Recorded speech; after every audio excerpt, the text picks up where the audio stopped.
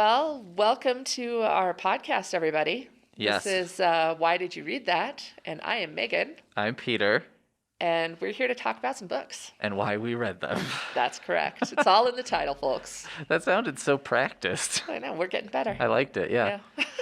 We get better until then I jump in and say, like, wasn't that awesome? And then ruin it. It's part of our charm. Yeah. Our rough around the edges charm. That's right. We're just like everyone else. It's Terrible true. at things. Yeah. Yeah. So what we usually do when we do these podcasts is I bring 4 titles, 4 books that I've read recently, and I tell Peter about them, and he picks a couple that he wants to hear more about, and then we switch it up, and he tells me about 4 books that he read. That's right. And I pick 2. Yep. So we talk in depth about 4, mention 4 others. Yep. So that leaves you all with 8 things. 8 possibilities. Yeah. An embarrassment of riches, you might say. I've brought a pretty exciting set today. Yeah? Yeah. One of them is very unusual. All right. Well, I feel like mine are going to be boring by comparison, but we'll see. We'll see how it goes. Well, I would say unusual, but that doesn't mean not boring. Yeah. We'll get to it. We'll get to it. So you usually have a joke for me. Oh, that's right. How could I have forgotten the joke? My partner / one of the listeners of this show, last night we were like getting ready for bed, and she was like, "Ooh, Megan's gonna tell you a joke tomorrow. You'll have to tell me what it was." And I was like, "You're excited like the day before that I'm gonna hear this joke." Yep. Well, So- it's a thing to put on your calendars. I'm starting to wonder Joke if day. you should deliver the first part of the joke, then we do the entire show, then the punchline comes at the end to force people who are can just fast here for the forward. joke. It's called technology. We're not stopping anything. We splice it in somewhere, That's just right. in the middle of me talking. It's like, by the way, here's the punchline, so that you'll miss it if you don't listen. Okay, I'm ready. All right.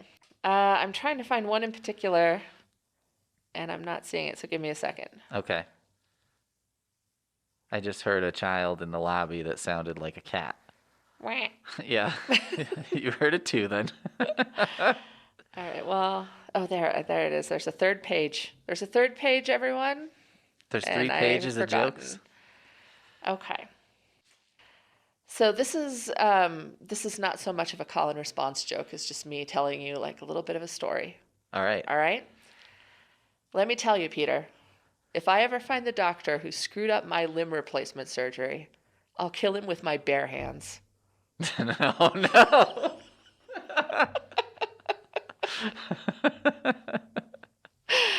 I I like like that one. I was just thinking the other day about how I'd like if every sports league had like a secondary league that was basically just like whatever bizarre body modifications you want to do, you're in. So like if you have bionic legs, like if you have a Terminator that you can make that can play baseball, it's in. Yeah. You know, if you want to, if you want to remove your arms and replace them with a bear's arms, and that works for you somehow and somehow enhances your ability to play football, I'm in, because I'm just like, that would be pretty fascinating to watch. I mean, if you can invent a jetpack that works. if you had bare hands, you'd have to play for the Bears, right? Oh, yeah. That would be hilarious. Yeah. If the Chicago Bears, I Had don't a know guy what you with call bare this hands. league. Enhanced league, but that's boring. Super league. It just has to be called, something. It came about because I was thinking about comic books, as I'm known to do. Mm-hmm. And I was like, if superheroes were real and they wanted to play sports, you can't just let Captain America, play football. He would kill everybody. It Yeah. would be pointless. And so then I was like, you just have to have a superhero league. Yeah. And then I was like, here we go. I would argue that that's kind of like pro sports versus the rest of us. Yeah. I have a couple of cousins who played one played pro basketball in Europe and one played college baseball. He was a pitcher. And when it would snow, he would want to have snowball fights. No. No. Nope. Not happening. You could take your head off. Yeah. No thanks. Yeah. Trying to think of like what baseball players are bad at that you could you could do with a baseball player. Not chewing tobacco contest. Well, as far as I know, he never chewed tobacco, so that wouldn't work. Well, there you go. I know. I think I just have to accept that they could beat me at most things. You know, when I was a kid, I didn't know that the gum Big League Chew was like meant to be basically like tobacco. Yeah. Because I didn't know enough about tobacco. It was like tobacco was out enough at the time that the fact that it was in a pouch and was in long string form, Yeah. I was didn't like, mean it's anything to just you. a shape of gum.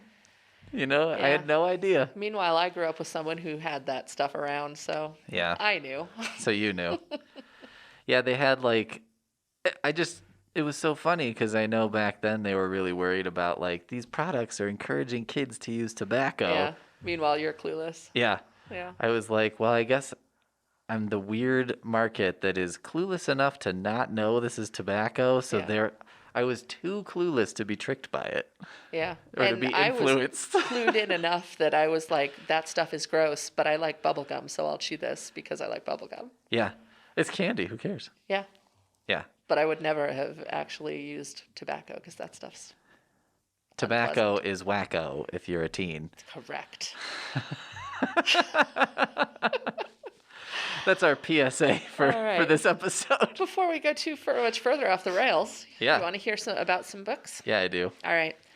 So my first book is called Faithful by Alice Hoffman. Okay. And this is a book about a teenage girl who gets into a car accident on an icy road, and her best friend ends up in a coma and is brain dead. And it's kind of about her coming to terms with that and depression and figuring out kind of the meaning of her life after that moment. Is this a true story or fiction? No, fiction. Alice Hoffman. What's she famous for? Practical Magic. Okay. Yeah, is her probably most famous book. She also wrote Here on Earth, which was, if not the first, one of the first Oprah picks. Oh, okay. Yeah. So for a bunch of things. Yeah. Okay. She's pretty famous. All right. Then Is this a new book or is this a... Hang on, I think I have. It was out in 2016. Okay. I'm counting that as new. No, yeah, not old. Yeah. Can't drive yet. Correct. Then I have a novella called The Ghosts of Sherwood by Carrie Vaughn. Mm-hmm. Carrie Vaughn is a Colorado author, Northern Colorado. I can't remember if she's in Fort Collins or Boulder, but she's in this vicinity. And it's a story about Robin Hood and Maid Marian after, so King Richard has died and King John is now, or Prince John is now King John. And they have 3 kids and are living like their normal life.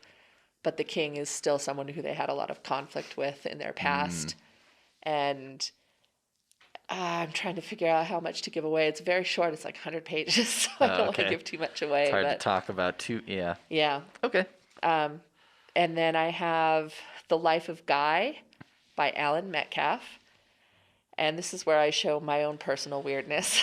All right. This is a story about, it's like a history both of Guy Fawkes, who was part of the gunpowder treason plot in London, and also about how one of the country's most hated terrorists, his name became a second person plural pronoun that we use all the time now, and how that happened. Like you guys. Hey guys. Oh. Yeah. Okay. So yeah. Wait, so that's like the origin of that? Yeah. It's not about like guy like that guy. It's like It was. It that's how wasn't Guy used this way. became So like Guy? the gunpowder treason happened in 1605, Yeah. and then for centuries the word Guy was not used in any way except to be like Guy Fawkes, that horrid terrorist. Right. And then all of a sudden, almost out of nowhere in the United States, we start using Guy as an increasingly genderless second person plural pronoun that is like, so you can, if you have a bunch of like people, male and female and whatever in a group, you can refer to them as you guys. All right, calm down, guys. Exactly. Yeah. Or I can say I'm sitting here with a guy, and everyone would know that I meant a male. And it all stems from the name Guy and is connected to Guy Fawkes. That's super weird. Isn't it? Yeah. So yeah, I have to give credit to one of our librarians who picked this for his staff picks. And when I posted it on the website, I was like, yep, I'm reading Right it. on. And then finally, a book that is a reread for me, Intensity by Dean Koontz, which is a thriller. And I read it in a single day when it first was released, and I was in college, and I just had a wild hair to read it again. Oh, okay. Interesting. Yep. You've left me with some good choices here. Let's start with Ghosts of Sherwood. Okay. Colorado author Carrie Vaughn. Yeah. I'm interested in that. I like the idea of, I always wanted to write a story that was like about sort of a Katniss Everdeen type character after she saved the whole world. Yeah. But then it's like 15 years later and everybody's kind of like, what have you done for us lately? Yeah. Because I think that's what would happen. Well, that's not what happened to Robin Hood. Well, that's good. Mostly probably because, he was in such conflict with Prince John. Yeah. And then when Richard the Lionheart was killed in battle with no heir, he decreed that John should be his successor, and everyone felt pretty betrayed by that. They were like, "What? You couldn't take 2 years off of your crusades to get an heir? You had to just constantly fight your wars and die, and now we're stuck with this guy that we hated." So, not good organizational planning. Right. Although, I don't know. When you look back in history, there's some speculation that maybe he was gay and that was part of it. Oh, who knows? that would make sense. Yeah, it's impossible to know now, but so it's, a bunch of years, like, I don't know, 15, 16 years after the events of the Sherwood Forest stuff, the Robin Hood stuff. And Robin Hood and Maid Marian are married and have been, and they're still very much in love in a society where married people aren't in love. So they feel very like they go to this meeting, they have to swear fealty to King John. And everyone's kind of watching them because they're very much partners. Uh-huh. And that's kind of unusual in a marriage. But they go and they get King John to agree that the barons, like the landholders, will keep the rights to their land, which is kind of what they wanted the whole time. Oh, okay. So they, and in return, like Robin Hood is kind of like, he bends the knee a little bit. Okay. He's playing politics. Sure. And they go back to, to Sherwood Forest, back to their land, where their 3 kids have been looking after the property. And they have a daughter, an oldest daughter. She's, I think, 15 or 16. And they're talking to her about, like, the possibility of maybe marriage being in her future.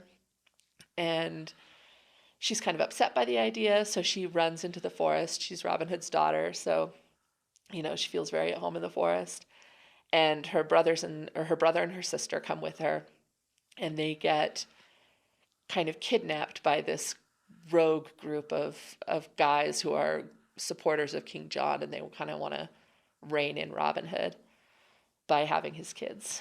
But okay. They are Robin Hood's children and very resourceful, and they have lots of skills, and so they conjure up the idea of the ghosts of Sherwood to kind of freak out their captors and work on their escape. And it's, ghosts? short and fun, and if you like the Legend of Robin Hood, it's a really satisfying addition to that, and okay. I liked it. Nice. Yeah. Is it literal ghosts they conjure? No, Okay. but the people screaming in terror would have assumed that they were. Gotcha. Yeah. Gotcha. But like Little John, I guess, has been living in the forest for the whole time, and he's so at home in the forest that people only occasionally catch glimpses of him. Yeah. So he's known as the Ghost of Sherwood. Gotcha. I don't know if it's occurred to me until just now that I don't think I ever really knew what Robin Hood was trying to achieve. Mm, Because my only exposure to Robin Hood was the Disney movie, which, right. you know, I'm sure they had some explanation, but was probably fairly light on the like.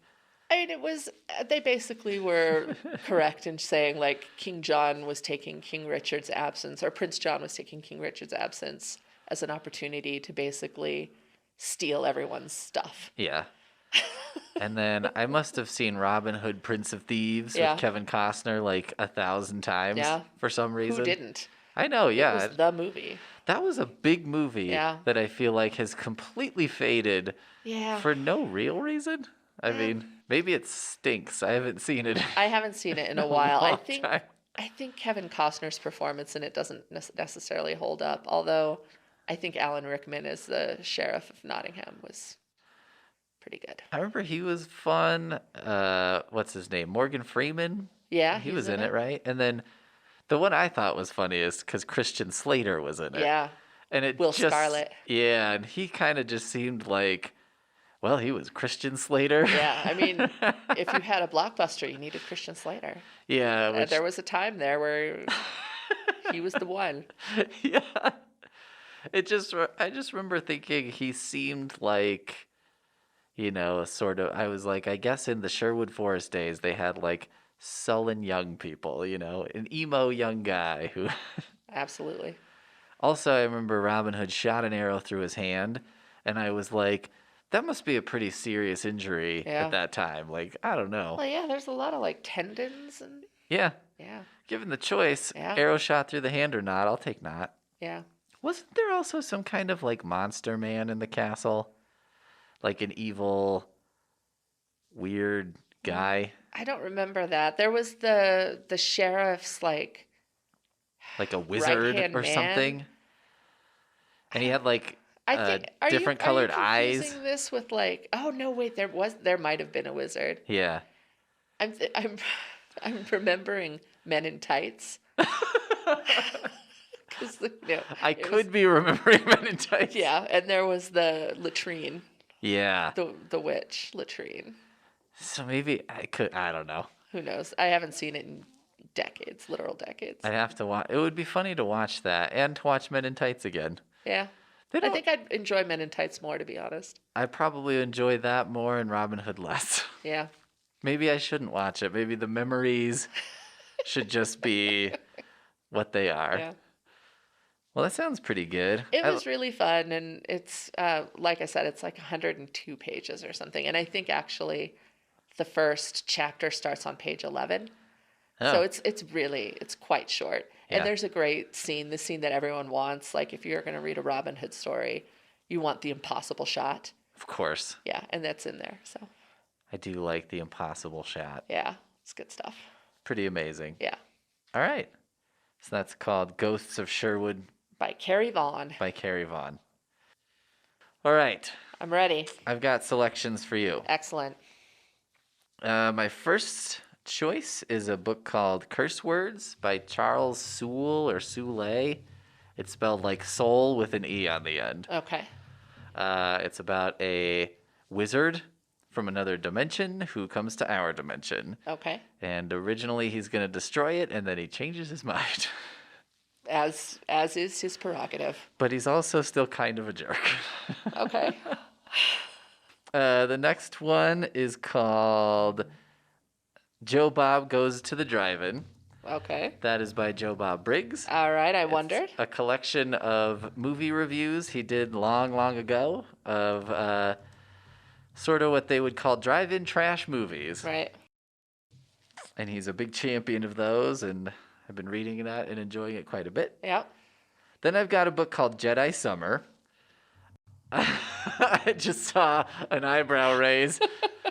It's actually less nerdy than I thought it was going to be. Okay. Because it mostly centers around a boy and his brother. They're living in semi-rural, I think, Pennsylvania. Okay. And it's the summer when Return of the Jedi is coming out. So they're waiting for it. But then it's just a bunch of other kind of slice of life stuff that happens in between. Okay. It reminds me of maybe the quieter parts of a Stephen King book. Okay.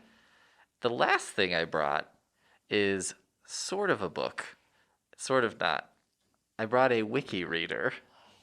This is a gizmo made by the wonderful people at Pan Digital, who, if you remember, probably 10 years ago, made every librarian's life a living hell. Yeah. Because they put out an e-reader that was horrible. We were talking about this literally yesterday. Were you? Yeah, we were reminiscing with one of our newer librarians about how easy she had it because she didn't have to deal with all of these terrible e-readers back in the Wild West days when nothing was standardized. They really were bad. I think the Pan Digital was the second worst. The worst was the Sharper Image Literati. That thing was, for people who don't know, it was like when the e-reader craze was kind of first starting, everybody was getting in on the game. But like the interfacing and the way they cooperated with different formats. And the hardware sometimes. The hardware didn't really work. A lot of things were bad. Yeah. Pan Digital was pretty bad. Yeah. Pan Digital at some point put out this gizmo, which is all of Wikipedia in this little, it's like a little bit bigger than a kitchen timer is kind of what it looks like. Yeah. And you can just read, you can look up anything on Wikipedia, but I like it because it's got a random button. Oh. So the book that I've brought is sort of Wikipedia. All right. But I brought this device, and I can talk about it, and I can also talk about some of the gems that I found. Okay. Yeah, this is a good set from you. Thank you. I'm not sure what I kind of want to hear about all of them, so this is rough. But I'm really curious about Joe Bob Goes to the Drive-In. Great. So Joe Bob Briggs, as a young man, started getting a job as a movie critic in Texas.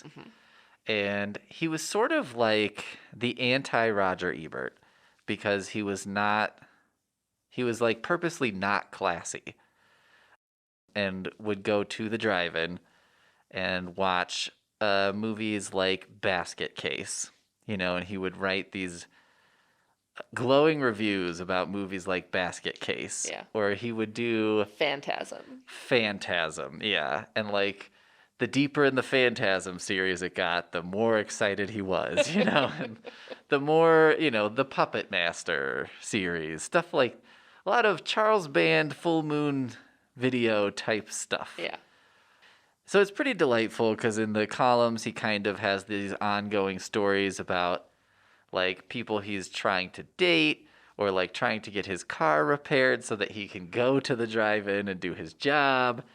And, an ongoing feud with his editor that I'm pretty sure is entirely made up.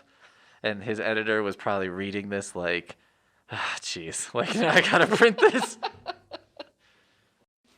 But what I like about it is like it has a very summer feel for me, which is like, because going to the drive-in makes me think of summer, like outside, nighttime. It's also like, I totally lost my train of thought. It's a pleasant view of summer, which I don't always enjoy. Yeah. It's also a pretty fun way to like look at some older, trashier movies. And he's really good at picking out the gems. Yeah. But then also, he's like, some of them, I know I'm talking about it and it sounds good. It's not. Like, it's not worth watching. Yeah. And then he'll usually put in something at the end where he does like a tally. Yeah. And so it'll be like, limbs cut off with a circular saw, 4, and like, and you're just like, what are we talking about here? Yeah. Times that a guy kicked all the way through another guy, 2. Like, that's kind of his like rating system, I would call it. You might also know Joe Bob Briggs because he did Monster Vision on TNT back in the day, which was sort of hilarious because they would show like a lot of Friday the 13th movies and stuff, but they were heavily edited, right? Heavily censored, sometimes to the point where it didn't make sense because they couldn't show what was happening.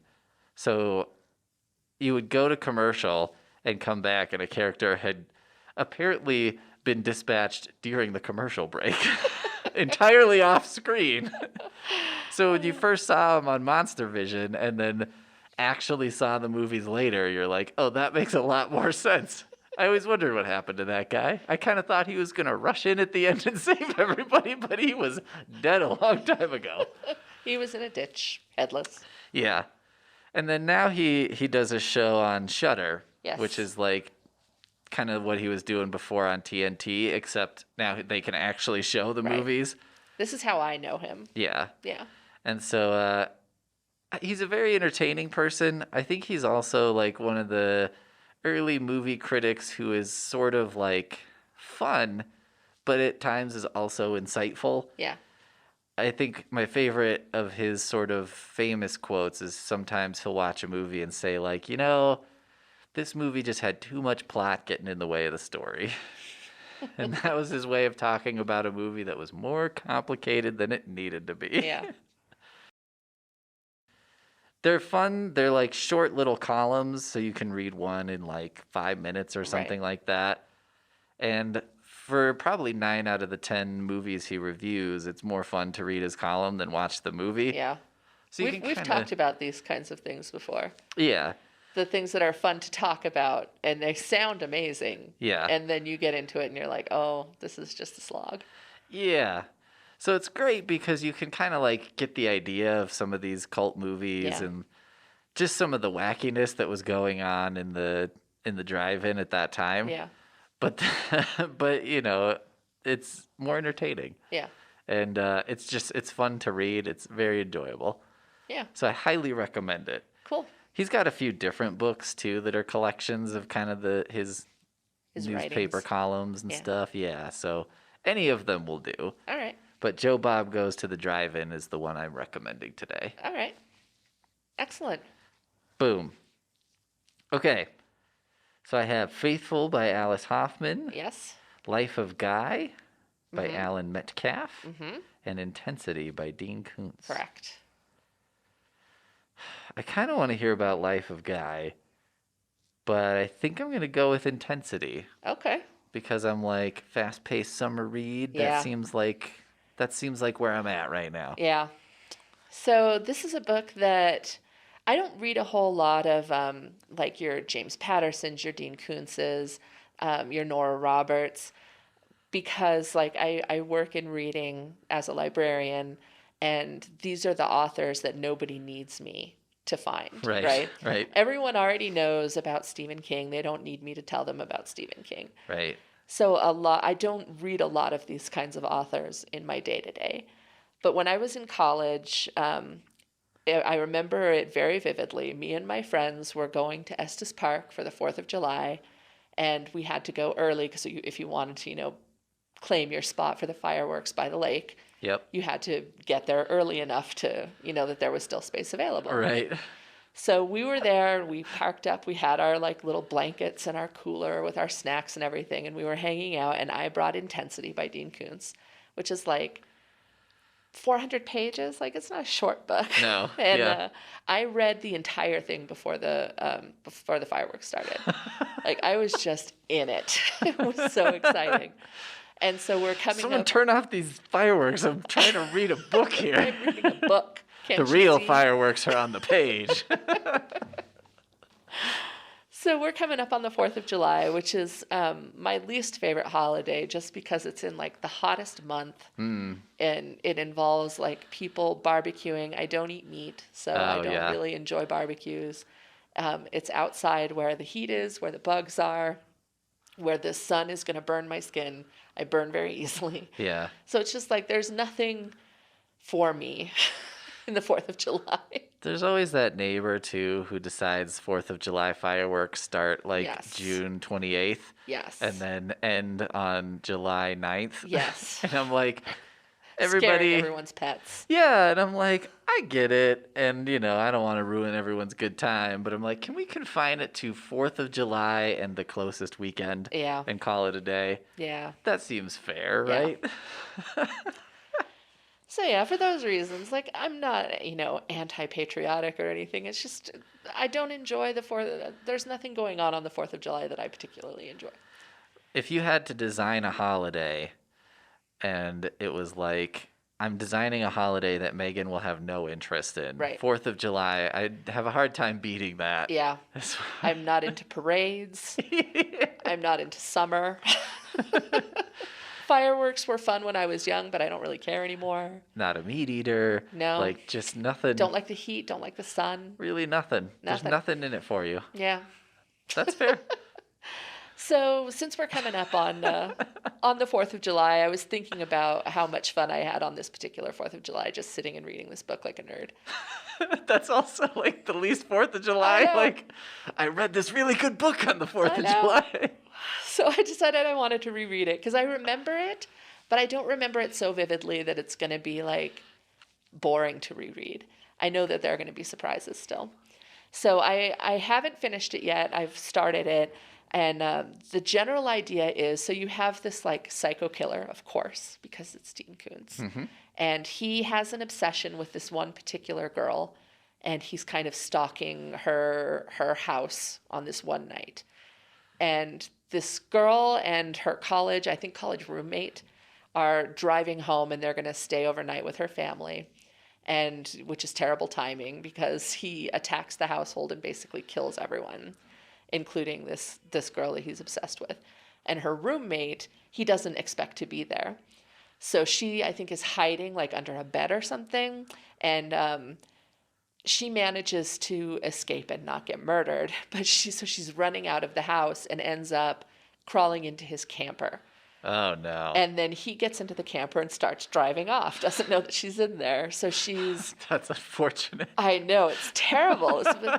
So, the book is called Intensity, and it really is, like, from the beginning, super intense. Like, you have this poor girl who's having, like, the worst night of her life, the worst night you could imagine. And so she's hiding in the camper, trying to look for opportunities to escape, trying to avoid being seen by this psycho killer. And she ends up back where he lives and kind of gets a glimpse into what he's got going on, and she's kind of compelled to get involved a little bit and to try and maybe stop him by the end. So it's just pure page turner. Nice. Pure page turner, short chapters, things are all constantly happening. Yeah. And you're just watching this girl try to survive for like 400 pages, and it's great. That sounds pretty good. Yeah, if you want just like a summer page turner of a read, you can't beat it. It sounds a little bit like the feeling I get from a Breaking Bad episode where it's like something happens and then something happens that makes it even worse. Yeah. And you're like, oh, you've got to be kidding me. Like, how did that just happen? Well, and I think that's why I really like this book, is that for any other author, the story would have been this psycho killer, like, stalking the house, being creepy, breaking in and murdering a whole family. Right. Like, that would have been the book. Right. But that's just the opening. Right. Here. Like, that's the story is entirely different and completely unexpected. And that's what makes it kind of fun. I like it. Yeah. Anyone who's read Dean Koontz will know exactly. And, a lot of people who are listening probably have read him because he's Dean Koontz. I've never done a Dean Koontz. You never have? No, I mean, to be fair, I didn't read any Stephen King till I was like 27 or 28. Yeah, we talked about this. So, I guess Dean Koontz came after Stephen King for a lot of people, probably. Yeah, I think chronologically, too.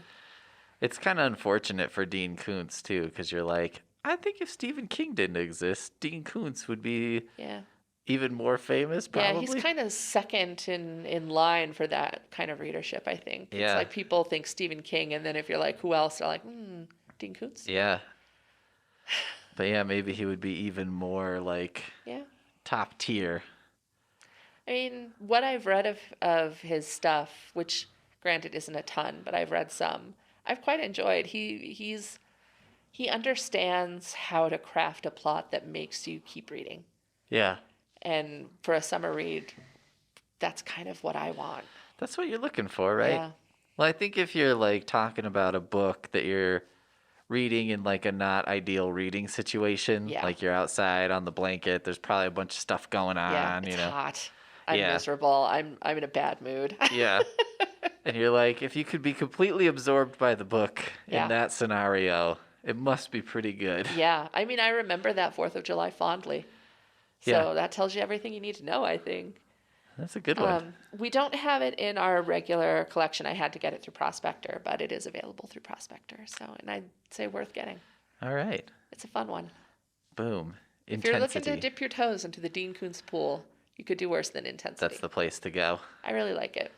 I've always wanted to try one. Maybe I'll try that one. Yeah, Maybe that's the way to go. it's pretty good. All right. I like it. Okay, so I don't think I cannot pick Wikireader. Okay. That's fair. So I brought the device. So I got this device online. But, anyone has access to Wikipedia. Right. And there's a page you can look up that will just give you a random Wikipedia page. So the reason this started is I'm not the most communicative person with my family. I'm not like a big phone talker or texter or whatever. Yeah. So in an effort to be a little more communicative, I just started texting my brother and his wife the occasional odd Wikipedia article. Because it gives us something to talk about, but also it's just goes with my interests. So Yeah. Can confirm. so then I saw this gizmo and I was like, you know what? This feels right to me. I'm interested in going through, Wikipedia article by article and just seeing what's out there. Now, unfortunately, so in this, you can search, you can look at your history, and then you can also just hit random. Yeah. And so I've probably hit random 500 times at this point and found 3 things that were even remotely interesting. Because, you'll hit the random and you'll get Hit random. What do we got? prefectures in France. Oh, yeah. And it's just a list of prefectures in France. And you're like, who cares? Okay, Chicago tornadoes. And I'm Okay. like, oh, I'm interested. And then it's the Chicago Tornadoes were a cricket team that played for the United. Yeah, and I'm like, oh, nope, Never I'm mind. out. So it was awesome tornadoes that Although hit. you never know. Maybe there's some interesting factoid in there that you'll miss if you don't read it. It's possible. There's a bunch of, okay, Terabania. It's a village in Barguna district in the Barisal division of southern central Bangladesh. That's the entire article.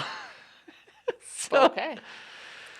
But I did find a couple gems. Okay. One Can was you bookmark them and revisit them on I this can thing? look at my history, maybe. Oh, it's way too long. I was gonna say if you hit 500 boring articles. Yeah. But I remember a couple. One Okay. was, I think it's called the Michigan Pizza Funeral. Okay. So back in the day, there was this guy. He was an immigrant, I think from Ukraine. And he came to the United States. And he decided to start a frozen pizza company out of his house. And he Okay. was just making frozen pizzas and selling them. And it was going pretty well. But then a factory he was getting mushrooms from had a botulism outbreak. Uh-oh. So the mayor of the city he was in got involved and demanded that he not sell any of the pizzas that use these mushrooms. Even though he was like, the cans I had were fine, and I know what I'm doing and whatever. But the mayor insisted. So the guy put all the pizzas in a dump truck and dug a giant grave for them and buried them in the grave as this big dramatic way of saying that this is not fair. And apparently the mayor did attend the pizza funeral. And also the guy served pizza at the pizza funeral, presumably new pizzas that didn't have these canned mushrooms on them. When was this in time? I think this was early to mid 1900s, Okay. probably, when this sort of thing would be a little bit more Right. normal. I Normal. guess. Yeah. I use that word very lightly. Yeah, yeah. There was one that I found, it was called something like Ohio Syndrome, and it was described as the feeling of someone traveling to Ohio and they're disappointed because it's exactly as they expected. And that's a real thing. Yeah, that's a thing. Okay, I like it. I've never been to Ohio. Now I kind of want to go. Me too, because I'm like, well, if there's a syndrome, that's something. Let me see, I can find a couple more. I know how I can find these. Checking your text messages. Yep. See what the ones I sent. Okay, there's one I found called semantic satiation. And that's where basically you repeat a word in your head so many times that it loses all meaning. A word becomes a sound. Exactly. Yeah. I was like, oh, that has a meaning. I found bean feast, which if you remember from the Willy Wonka song, Veruca Salt is saying she wants a bean feast. And then she's like, I want a bean feast. And then her dad is like, oh, one of those. And I remember hearing about this when I was a kid from that song. And I was like, what is a bean feast? I don't think I ever took notice of this line. For some reason, it stuck out to me because I was like, what does that mean? Yeah, what does it mean? Well, apparently it can be a feast that features a goose for some reason. A bean feast featuring a goose. Yeah. Okay. Like a goose is being eaten. Yes. Okay. Why it's called a bean feast, I do not know. All right. There's also a version where, have you ever heard of a king cake? Where it's like you bake a cake with like a little king figurine in it. Yes, for like Mardi Gras and stuff like that. Yeah. They do that, but with a bean. So you bake a bean into a cake, and someone gets the piece of cake with a bean, and they get something. A broken tooth. They're like the bean feast king or something. I learned about junk faxing. So like junk mail, but through the fax machine. Oh. Which apparently there's a $500 per page fine for junk faxing. Which I would hate to get a junk fax, but was like, that seems a little steep to me. Oh, it was the Great Michigan Pizza Funeral. The last one is... I cannot pronounce this, so I'm going to do my best. It's like a Dutch thing. Vetterstrick diploma. It's a diploma they give out for kids who learn to tie their shoes, because that's like their first step in becoming an adult or whatever. Independence. Yeah. But it has since sort of been co-opted as a term for like when someone gets a degree that someone else thinks is nonsense. Right. So they call it translates to shoe tying diploma. So it's like, so they gave you a shoe tying diploma, huh? Yeah. So all those people with their liberal arts degree. Exactly, yeah. Yeah. Yeah, when you hear someone complaining about like, oh, these kids today go to college to learn about the history of dance, you know, and it's like your shoe tag diploma or whatever. Yeah. So I was very entertained by that as well. We should see if we can figure out how to pronounce it, because that seems like a useful term. I could say how it's spelled. Let me see here. I have to scroll way up now. There was even a picture of one, and it's just a picture of a tied shoe. Vetterstrik diploma. All right. So Vetterstrick diploma, something. Okay. So these are some of the things that I learned about. Let's see if we can bring this into the lingo. Yeah, I've come to decide that my favorite Wikipedia articles are stories about people that are doing very petty things, like the pizza funeral or like a holdout house. Oh, a spite house? Yeah, spite house. If you've never read about spite houses, look that article up. It's pretty great. And they're weird looking. Yeah, it's a really bizarre thing, and it's kind of wonderful. Yeah. So I don't know why it just seems like spite really. It speaks to you on a personal level. Maybe. It just brings out the creativity, and certain people I think don't have that creative side, but spite really brings it out of them. And they react in ways that I would not have expected. Yeah. So anyway, I guess in a weird way, the book that I'm recommending is Wikipedia. Who among us has not gone down a Wikipedia rabbit hole and come out hours later? It's true. There is also a feature on Wikipedia that most people don't know about. Well, one is anyone can download all of Wikipedia, and you could put it on a device, which this device also spoke to me because when I was a kid, I was obsessed with the idea of making an actual Hitchhiker's Guide to the Galaxy. And I was like, this is actually kind of close to that Yeah. idea. But the other feature on Wikipedia a lot of people don't know about is if you sign into Wikipedia, on the left-hand menu, there's an add to book option. Yeah.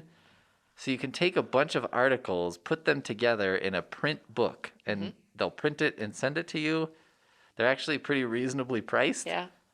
So one year I did that for Christmas for a bunch of friends and family and just found all the weirdest articles I could Yeah. find. And You told me about this, and I did the same thing for my brother for Oh, Christmas yeah. one year. And he was so taken by the idea that he told me he was going to do it for his friends for Christmas. it's delightful. Yeah. It's so fun. And you can it's really tailor it for the person, yeah. like the kinds of articles you're including in there. Exactly. So, yeah. It's a cool pretty idea. wonderful. So I highly recommend that. So I guess the book I'm recommending is sort of Wikipedia. Yeah. But, surfing Wikipedia in a new way. Yeah. And, yeah, this is the Wikireader. And it just... It's searchable. So if you Yep. wanted to read about Yeah. Tyrannosaurus Rex, you could search for that. Yep. You can type it in. It's got a Okay. technically touch screen. Well, I mean, I remember the e-readers, so Yeah, okay, so it is a pan-digital product. Yeah. And we can't escape that fact. So the touch screen's not wonderful. It's also, you scroll, and the scrolling is not very fluid. ah, It also, I'm pretty sure if you look at this, and I don't know if this is intentional, but you've got the screen, and that's square, and you've got the bezel, but then it's got like a case, like a white case. I don't think it's even. I'm pretty sure it's slanted. And I don't know if that's an intentional design. Do you see what I'm saying? Like up at the top, the white border and then the black border are different sizes on the Oh. left and right sides. yes, it's shifted to the right. Yeah, and I get mildly disoriented when I use it. And I think it's possible that that's on purpose, but I don't know why. Yeah, that doesn't make any sense, and it really doesn't appeal to my sense of symmetry. No. Well, and it seems weird to me because I'm like, wouldn't it be harder to make an asymmetrical device like Yeah. this than a symmetrical device? So the device itself also holds many mysteries of Yeah. what were they thinking? All right, so tell us, give us a skinny. What'd you pay? I paid $40, Okay. which is cheaper than it was originally. You can't always find them that cheap, but usually someone's trying to sell it on eBay or similar and, doesn't really know what they Yeah. have. Which, to be fair, they don't know what they have. And I'm like, this is an amazing thing. But Yeah, I mean, they have a, yeah. so I don't think they make them new anymore. And, they bought it at Goodwill for $5. Oh. So they So made maybe you a get tidy lucky. profit. So yeah, you could find them. Goodwill.com is a good way. It also, I don't know why, but you have a kid-safe option. You can put in a parental control with a password Okay. so that if your kids are searching it and they search something bad, I don't know how that's flagged exactly. yeah. I don't know if it works at all. It may not work at Yeah. all. I wonder what their standards are. I don't know. I'm just hopeful that because when I first fired it up, it asked me for a password, and I had to put in a password to set a password for inappropriate articles. Right. I have no memory of what I set as the password. I think it might have just been the number 1, because I was like, I think a pan-digital device is going to let me just put in a single digit as a password, and I was correct. But so I'm hopeful it whatever, but I also kind of think that if I just took the battery out, it probably Yeah. won't remember. Yeah. And I could just set a new password, which will be number 1 again. Yeah. I mean, I wouldn't take any bets on that. I think you're probably right. Yeah. So that's the Wikireader. That's a very you thing. It just was so weird. Yeah. It felt like there was probably a brief period where someone would be like, my uncle would love this. Yeah. This is perfect for him. He doesn't want to get involved with the internet, but he would be curious. Yeah. And now that age has passed, Peter is in. With his ancient iPhone. Yeah. Mine's not ancient anymore. Oh, you had to replace it? Well, I got a new one in 2020. Okay. Yeah, I had to replace it. I was rocking the iPhone 4 until 2020. Yep. So I think I was like, I saw someone was tweeting something the other day about like, can you believe people are still walking around with an iPhone 6? And I was like, yes. That would be me. Yeah. But at some point with the iPhone, it starts being like, oh, this doesn't work anymore. Yeah. Like this that won't planned update. obsolescence And thing. yeah, Yeah. all the apps are like, well, it has to update to this version in order to work, and we're not going to let you do it. Yeah. So you're just stuck. Yep. So that's what happened. And so Well, I'm that person who hangs on until the last possible moment, and then I'm like, well, I guess I need a new phone. that's what I did too. Yep. And then I was like, well, I'm not really getting calls and texts reliably anymore. And the government gave me a stimulus check. So I guess Time this is for a new sign. phone. Yeah. I really don't have a good excuse to not get a new phone at this point. Well, rest in peace, old phone. I still have it. I'm still convinced that I'll figure out something worthwhile to do with it, but that seems less likely by the Yeah. day. It seems like wishful thinking to I me. know. I know. Maybe I can put all of Wikipedia on it and then browse it. Oh, boy. All right. All right, so the books that, my 4 books for this week. First was Faithful by Alice Hoffman. This is a relatively slight book. I think it's under 300 pages.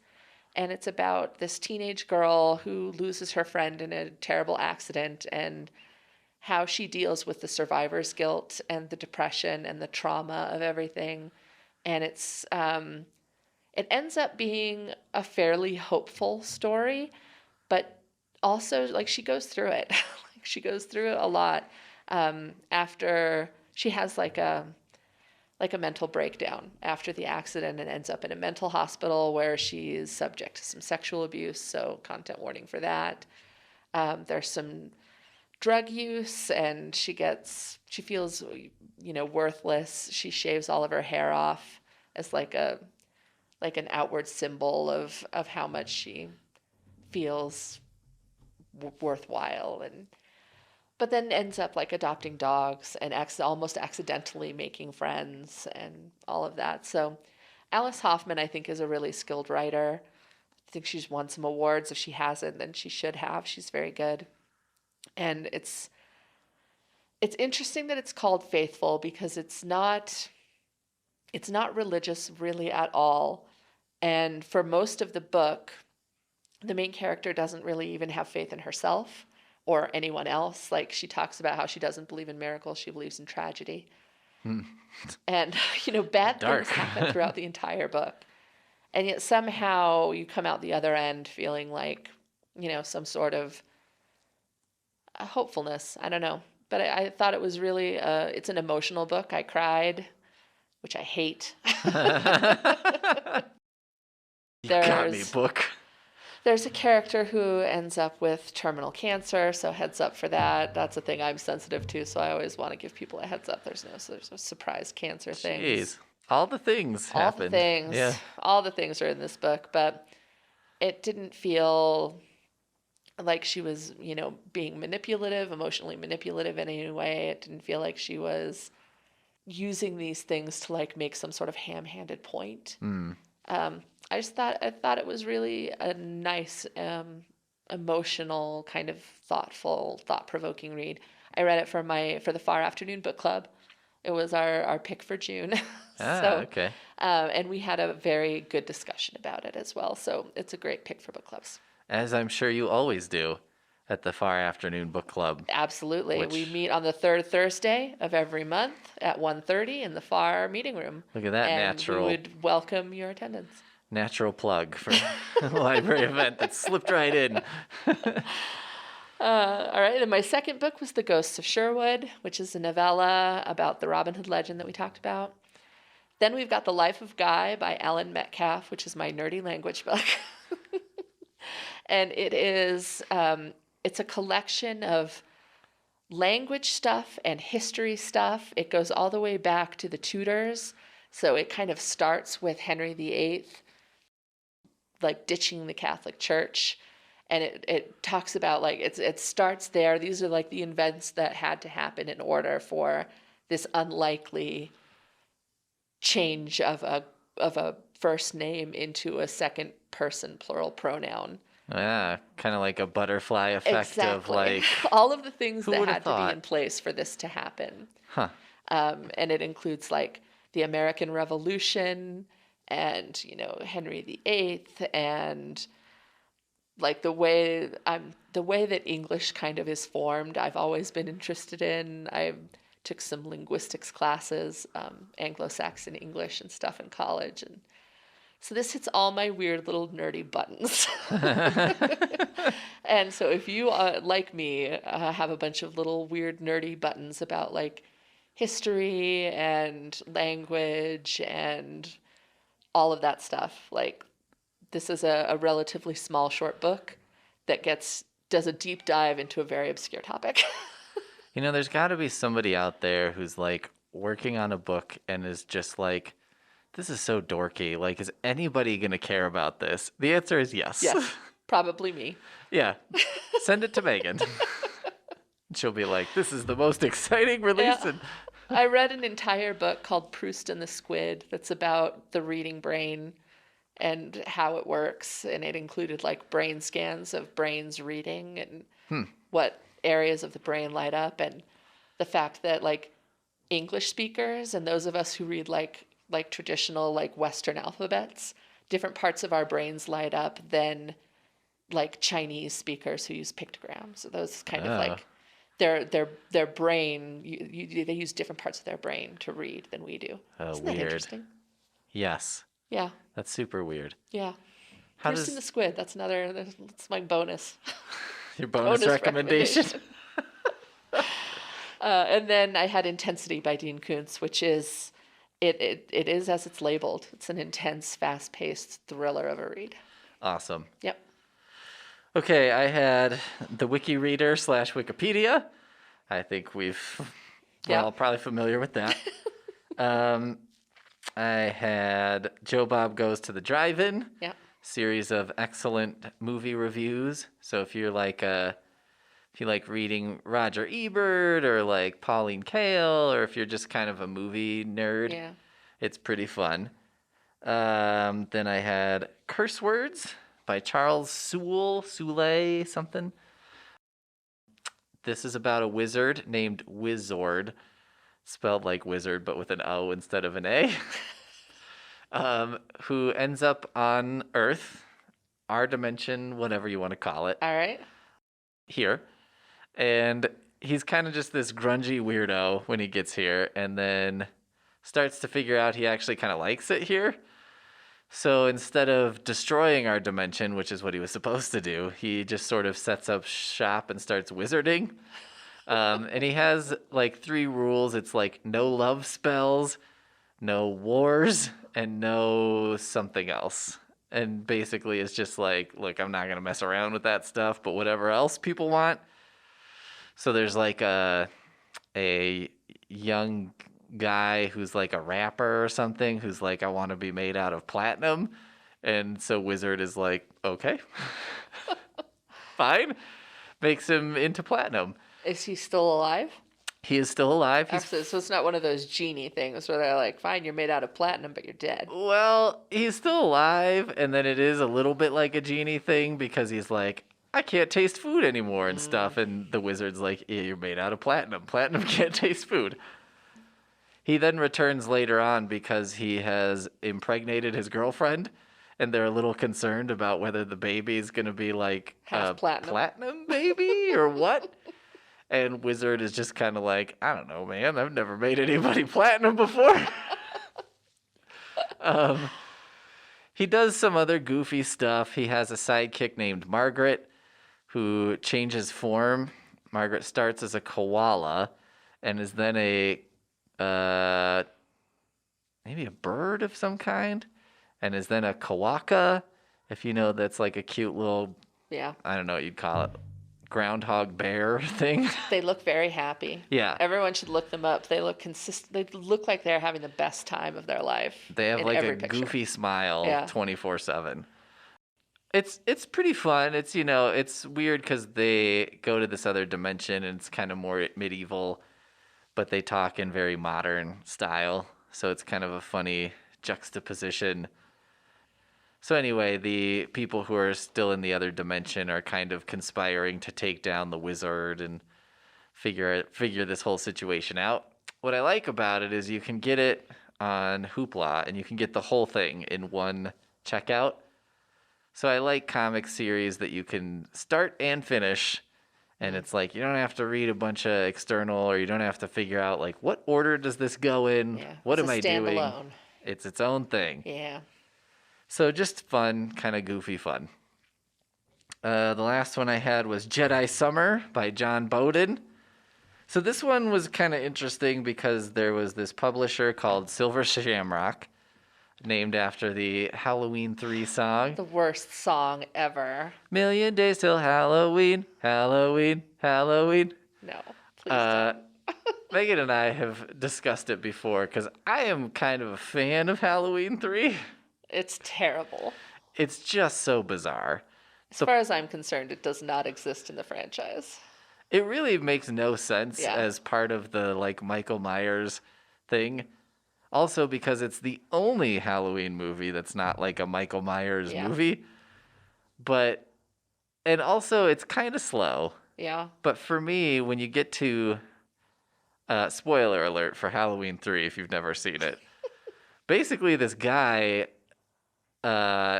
hates kids. So what he does is make Halloween masks that have chunks of Stonehenge in them, and it turns kids' heads into bugs. Also, he has robot men working for him. And you hear this horrible song like 900 times. Yeah, and it turns out the song is like what activates the mask. The trigger. Yeah, it turns the kids' heads into bugs. But why he's doing this is never explained. You know, what he has, it's not like he's like, a child killed my father or something. He just seems sort of mildly annoyed by children and has decided, like, I'm going to just turn their heads into bugs. Yeah. And that seems like the best thing I could do. And he's like an old businessman. I'm like, how many kids do you encounter on a day-to-day basis? Like, can't you just sell them the masks and make money off them and laugh all the way to the bank? Yeah. Anyway, the publisher collapsed because I'm not totally sure why. They had some kind of internet kerfuffle where the publisher said or did something not good. Not on the level of, like, you know, being a sex pest or something. Just, like, maybe, like, racially insensitive or something. Okay. I didn't really follow the story because I was like, you know, I think I'm full up on terrible news today. And Fair. I really have no input on this one. So, whatever. But, so this book went out of print. And that was unfortunate because, you know, all the people who were published under this publisher really had no involvement in what was going on. So I got this book and I was excited for it because I was like, oh, I'm glad I was able to get a copy despite it being out of print. So it's about these two brothers. They're relatively poor. They're growing up in like a trailer park in rural Pennsylvania. They're excited for Return of the Jedi to come out at the end of the summer. It's kind of like a coming-of-age story. It reminds me of, like, Stand By Me, but, like, you know, less... Dead bodies. Less dead bodies. They're, well, about the same number of dead bodies. Oh, okay. but like less threatening. Okay. You know, where you're like, I think these like greasers are gonna kill these kids. Right. Like, this is pretty messed up. But it has some of that vibe to it, and it was just nice. I don't know what I expected. It's not as much a horror movie or a horror novel as I expected. Mm-hmm. So I kind of kept waiting, like, when's the big horror thing gonna happen? And it kind of does, and it kind of doesn't. But it's like really good, just a little slice of life, and the way it's written is nice because it does sort of feel like it was written by like a 12-year-old. Okay. Without being cutesy, Right. but without being that like precocious, Right. literary, like a 12-year-old would never use that word Right. kind of feel. So I highly recommend it. And it might be hard to get a hold of. So if someone listening to this wants to borrow it from me, I will send it to you. Yeah. I guess just email me, pderk@highplains.us. I will send it to you. If you're in the United States, I'm sorry, I have nothing against Ireland, but I'm not going to pay like $25 to send you a book. It's Fair just enough. not going to happen. Fair enough. But I'll foot the bill to send it to someone in the United States. Or if you're a patron at the library, Yeah. I could just put it on hold for you. I don't even have to send it to your house. So just send me an email. If you That's want. nice. That's very generous of you. Thank you. Yeah, I thought so too. I think I'm pretty generous. Yeah. All right.